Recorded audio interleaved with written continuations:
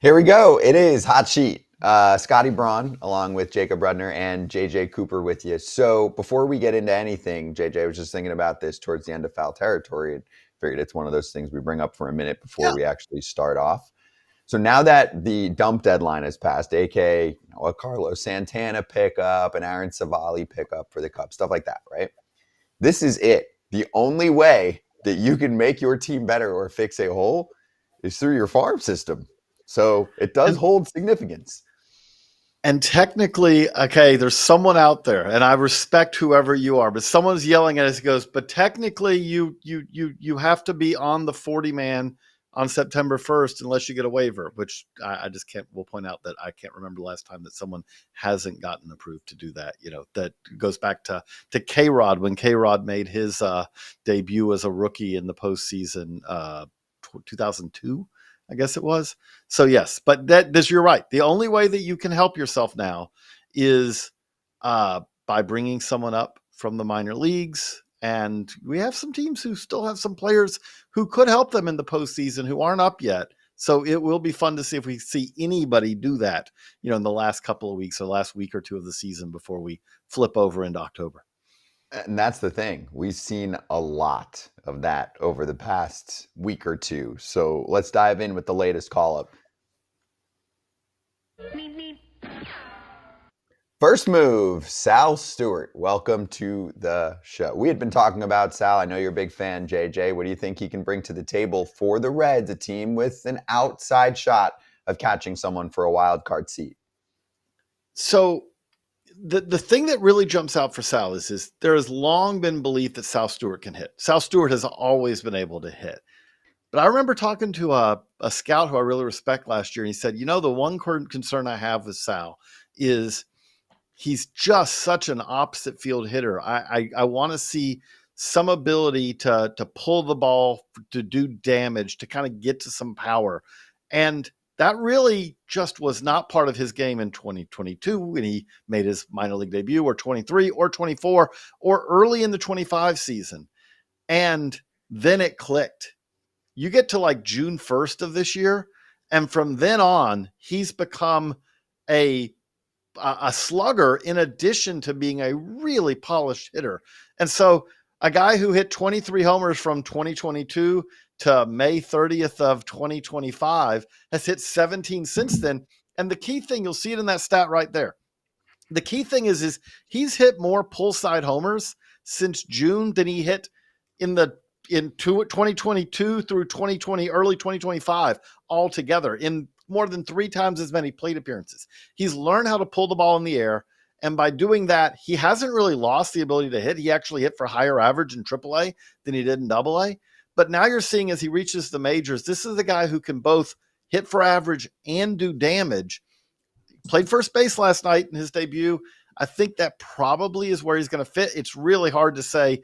Brian Hayes has been hitting for them. Miguel Andujar's looked like a good pickup as a DH. The way that you best fit him in the lineup right now is saying, okay, you're going to DH some, you're going to play some first. Yes, he could play second or third if you're moving guys around, but defensively, he's not going to be as good as their other options there. But this is a guy who I know Red fans have been clamoring for him because he really is someone who does give them potentially a pretty decent boost in their lineup. Here we are in early September. Yeah, their playoff hopes are kind of, thin at this point, but they're not zero. And there's a lot of clubs out there who would have to say that they're more zero. Sal Stewart has a chance to kind of help the Reds maybe stay on the very fringes of this playoff race for the next several weeks at least. I just remember going back to the 2022 draft when he was coming out of the state of Florida, having conversations with scouts at that time. This was kind of the vision for Sal Stewart. JJ mentioned how he's really picked things up from a power standpoint, and he's starting to become this really well-rounded hitter. He's always been a plus player in terms of his ability to put the bat on the ball. Whether or not he was going to grow into more power was a question. At the time of the draft, though, there were scouts that had a lot of confidence that he was going to be able to turn into this guy, the Sal Stewart that we're seeing now, the one who's able to hit the ball, especially to the pull side, with a little bit of thump. I think this is somebody who has a really intriguing corner profile, especially at the big league level. We saw it in his major league debut. I just think that we're now starting to see Sal Stewart grow into the form of player that I thought, maybe we expected when he was in the first round in that 2022 draft out of Florida. Hey, and the Reds are looking for, at this point, a remarkable run to get themselves back in the mix, and they would need to catch a team like the Mets, which we'll get to coming up. I see the chat already getting excited about what the Mets have been bringing to the table with their young pitching. But do you want to hop to Harry Ford here for the Mariners and his call up for an M's team that also is suddenly looking behind them like, oh, wait, we're in trouble. If Texas or Kansas City or even Cleveland gets super hot and the Mariners keep looking mid, especially on the road, this could be an issue. Do you think Harry Ford makes a big impact, JJ? I would say a little less impact, and that's partly just because as much as they could use some help, I think obviously Harry Ford has kind of bounced between the outfield and catcher. It's not going to catch a whole lot for the Mariners. I feel pretty comfortable in saying. I think they've got maybe an MVP sitting behind the plate. But I do think Ford, the thing that Ford's always done and really always been good at is getting on base. And that's going to carry over to the big leagues. We'll see how much power he has. We'll see kind of what his long-term defensive role ends up being. But I can feel pretty comfortable in saying this is a guy who's not going to, have a 310, a 320 on base. You're talking 340, 350, which in modern day Major League Baseball is a really good on base percentage. He's going to get on base. He's going to be more, I'd say, kind of a table setter. But hey, you need table setters in a lineup that has Cal Raleigh, who can do a little bit of everything, but Josh Naylor, Suarez, guys like that. If you look ahead to the playoffs, I think that he also is valuable, not because you're ever looking to pull Cal Raleigh from a game, but he is valuable in that he allows you to do things, or, you kind of have that guy who can be that third catcher also, if need be. Maybe he moves into the backup role, but third catcher, which gives you some little bit of flexibility in case of injury, things like that, where in the postseason, teams often like to have a guy like that on the roster. I could see him kind of playing, if the Mariners make it, I think they will, like for a postseason spot over the rest of this September. JJ, right back to you for Carter Jensen, who gets the call for the Royals. Yeah, I know you're excited about this one, and the Royals were excited enough that they were like, Freddie Fermin, see you later. We'll take some pitching depth so that we can try and make this little postseason run. I would say that if you said anyone in our top 100, we try to keep them updated. But if there's anyone who I would say that we're low on right now, and I think that we will move up the most in the offseason, it is Carter Jensen. This is a catcher who's a legit catcher, but I would say on top of that, his offensive profile is, it would look good if he was a first baseman. This is a guy who has real power. He's getting to that power more and more. It was eye-opening for us at the Futures game, just watching his BP.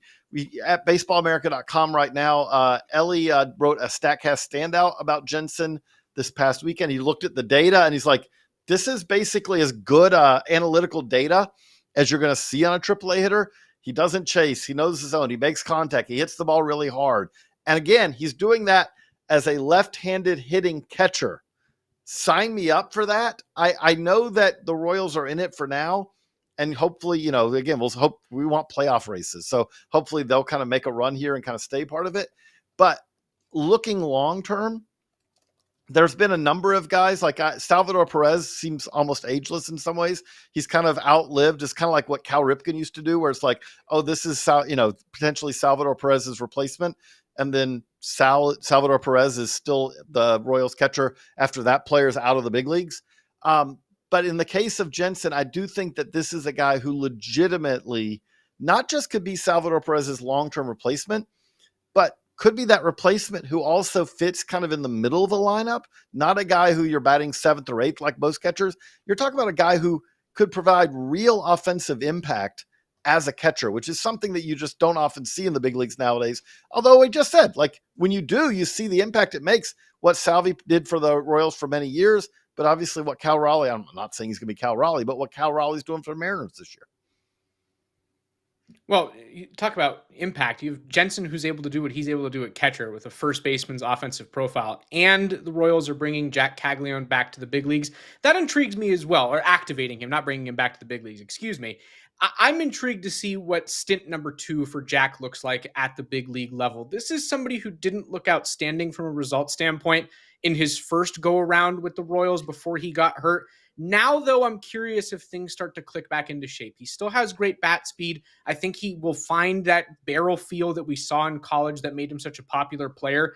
And if he's able to really round his game out and not necessarily be the guy who struggled as much as he did earlier, that's a lineup that looks suddenly very scary. It has a lot of young talent. There's a lot of young power in that group, and you're building out a roster that I think has a lot of impressive talent. So my big question with the Royals is, A, where does Jensen fit in right now? What's he able to do now in his first big league stint? But secondarily, what does Jack Caglione look like in call-up B, if you will? And when we come back, yes, the highly anticipated questions about the New York Mets and not one, not two, but maybe three pitching prospects in a 3-week span called up to potentially contribute in October. That's coming up. We're throwing a curveball at you this week for our Arena Club segment, as AJ has opened up a Pokemon slap pack. Is that how you say it? Pokemon slap Pokemon? pack. Pokemon. Don't ask me to say what that card is, but what are No. you doing with that card? I already sold it. Are you Sold kidding it me? back, baby. I bought it, and then I got more money than I paid for the pack, so I sold it straight back. You bought it for $250, you sold it for $299. and you can go get yourself something that you maybe know how to pronounce. Yes, or card-wise. know what it is. I just did it Exactly. because I saw certain people opening Pokemon, and they were making money, and guess what? I got lucky. Made money off of it too. Exactly. But of course, if you're into sports cards, that is something that you can find a ton of on the Arena Club Marketplace. Buy, sell, slab pack, trade. 20% off your first slab pack or card purchase can be had at arenaclub.com/foul and use the code FOUL. That's arenaclub.com/foul and use code FOUL. We're back. Let's dive into the Mets pitching prospects. So first it's Nolan McLean. Then Jonah Tong makes his debut, and things went quite well for him. It didn't go well for the rest of the series for the Mets, but this is why they need those two. Now the question moves to Brandon Sproat. We have a question here in the chat about it. What do you think, Mark says, about Sproat coming to help the Mets perhaps in the bullpen? Jacob, your thoughts on Sproat being next? Man, Scott, I think it's time. I think it's time to call him up. I'm not sure what we're going to learn about Sproat that we haven't already learned about this guy. The Mets have done a really good job with him since he was in college when I saw him plenty at the University of Florida. He was a little bit more of a herky-jerky deliverer of the baseball, and now we see a guy who's got pretty electric stuff, a vastly cleaned up delivery, and I think the results to back up a call-up at this point. Does he bring the strikeout numbers that we're starting to expect in today's game for guys, especially who throw as hard as he does? Maybe not. But at the same time, like I said a second ago, I don't know what Brandon Sproat can do with Syracuse at this point that he hasn't already done to constitute being called up to the big leagues. The Mets could use some help to get through the final stretch run here. Bringing up another arm with the kind of stuff that he has can't hurt.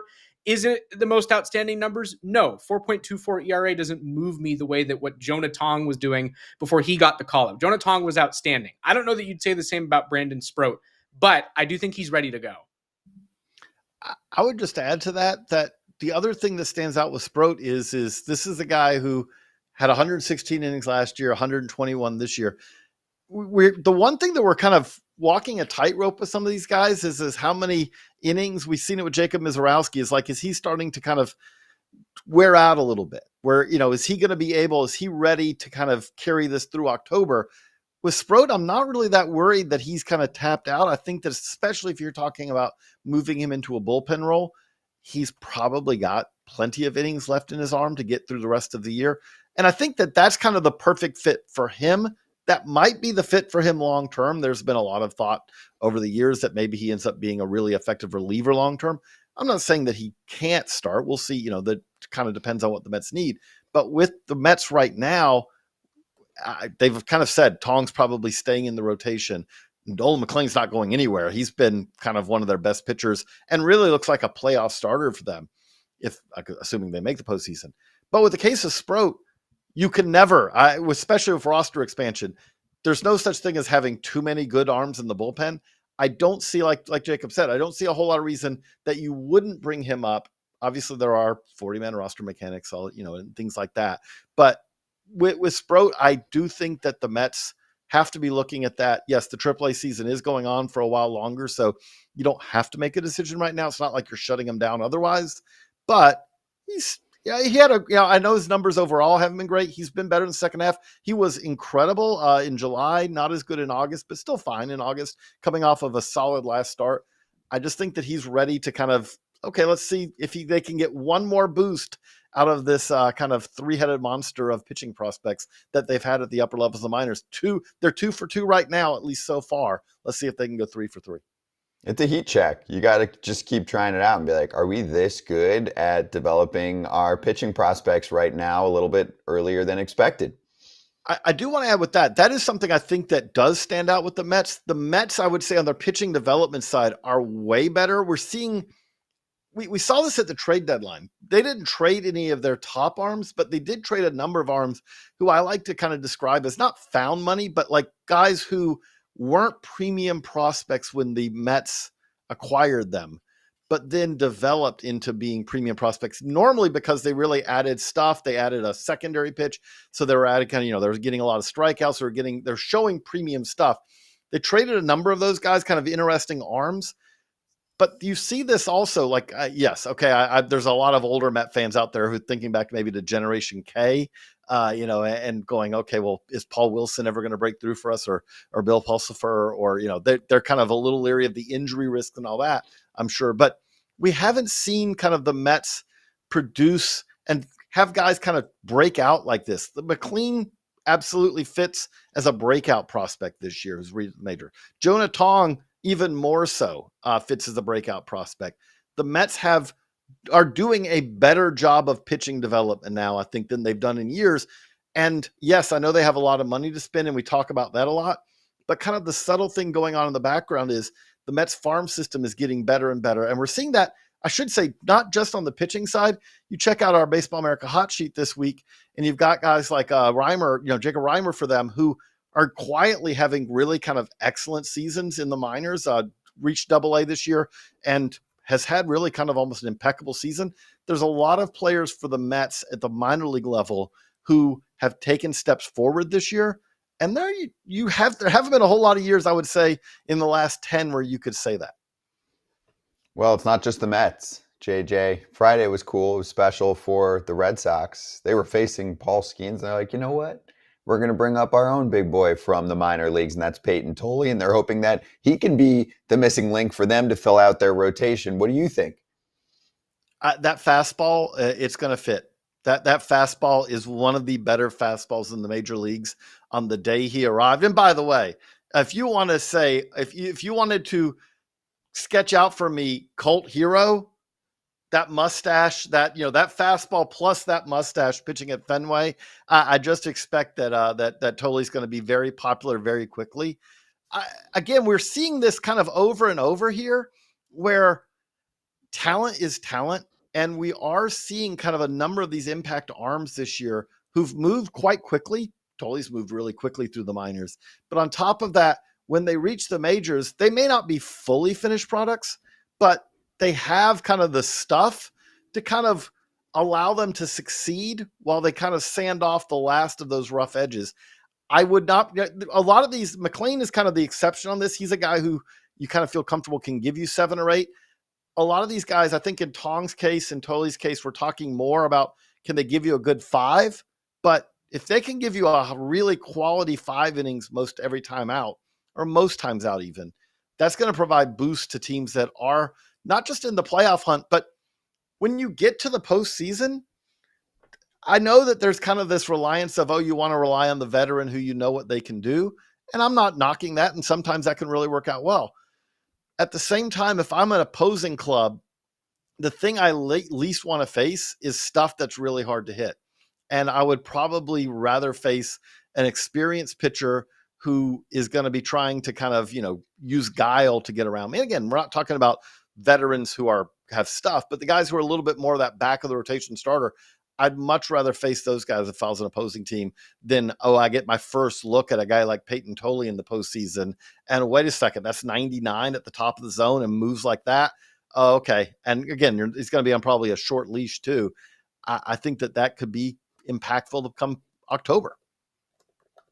I know this wasn't on the budget for our show today, but as the college writer, I have to take this opportunity to kind of toot the horn of the area of the game that I cover. This is a great opportunity and moment for college baseball. JJ mentioned how fast Tolle has moved up through the minors. It's been 1 year. He was drafted last year, 2024, out of TCU, where he struck out 125 batters in just over 80 innings. Again, last year in 2024. Now he's doing it in Fenway. This just goes to show you what exists in the amateur ranks of baseball right now. Payton Tolle didn't grow that fastball overnight. This isn't some new thing. He had this in college last year and dominated with it against Division I competition. And we're seeing other guys like him get the fast track up to the big leagues when they play in the Division I ranks. It's also important to note, Tolle was not at TCU for his entire career. He started at Wichita State. So a lot of these guys that are uber talented and capable of making these runs to the big leagues in a hurry, are doing it from the mid-major levels. They are not playing Power 5 baseball the entire time when they are in college. And that level of the game right now is as good as it's ever been. And it's producing prospects that are as good and as ready, and that's the most important part here, as they've ever been to go play professional baseball. Yeah. I like the monologue, much deserved, and this is the time for fans to be able to pay back attention to what's going on there on a normal basis, right, Jacob, and how quickly things can move from star in college to star in a playoff race. All right, one more on the youngster side of things. JJ, Cam Schlittler didn't just get called up, but he has been a dynamo right from the jump with the Yankees from August now, hopefully into September. If you're a Yanks fan, do you see the same kind of rise for him compared to the others that we're talking about to continue here? Yeah, we're talking about another top 100 prospect, guy who's really kind of taken a step forward this year. Stuff's just better this year. It was good last year, but if you add another couple of notches, couple of ticks to your velo, that slider has just gotten better and better. And the thing about this is I want to give the Yankees some credit here. I know the Yankees rightfully get slammed for a lot of things. And, I know that they've had kind of their ups and downs this year at times, but the Yankees seem to be producing one of these pitchers, like one of these rookie pitchers most every year. I would say this year they've kind of done it twice, because I don't think you have to give Will Warren some credit as well. Like, he's been a very valuable part of the rotation. But you look at it this year, obviously it's Luis Gil last year, who I know he's had injuries this year, but he was great last year for them. A couple of years ago, it was Clark Schmidt. For all the money they spend at the top of the rotation, the kind of things that saved them kind of year after year has been finding these rookie pitchers who can kind of slot into the rotation and really provide an impact. I would kind of ask, like, where would the Yankees be right now this year if not for those two rookies that they have, who've been giving them quality starts on a pretty regular basis, especially here since Schlitter came up. Mm-hmm.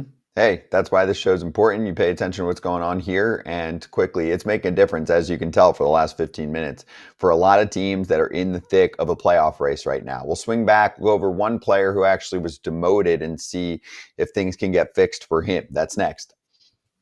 FT fam, designer clothes can be expensive, but we want our clothes to look good. We want to feel good. We want them to be affordable. And Kratz, if you tell me that I can wear a t-shirt that looks like it's tailored, but it's not actually tailored, and it just comes that way, then sign me up for True Classic. Have to. You got to sign up for it, because these shirts are soft, they're thin, they're durable, and they're very versatile. You can wear them to the gym. You can wear them out to a nice dinner. Let's get after it, because these shirts are the real deal. They are. Check it out. I've got one of the performance ones. It's a nice blue, fits well. I can go to the gym. I can go out. I can do FT in a shirt like this. FT fam, there's a reason why True Classic has sold over 25 million shirts to more than 5 million customers. And they are racking up over 200,000 5-star reviews. See for yourself with our exclusive link at trueclassic.com/foul to save. That's trueclassic.com/FOUL. We are back. Let's hit the final sprint.